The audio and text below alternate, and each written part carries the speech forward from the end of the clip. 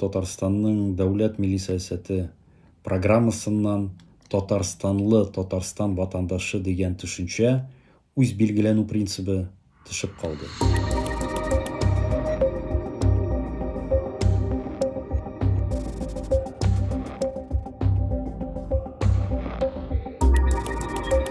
Күрәсең, Мәскәүдән махсус боерык килгәндер. Русиян милләте нәрсәне аңлатасың?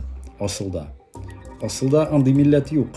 Ул империячел принцибы, факторы. Димәк, теле урыс, мәдәнияте урыс, дөньяга карашы урыс, дөньясы белән бәйле булачак.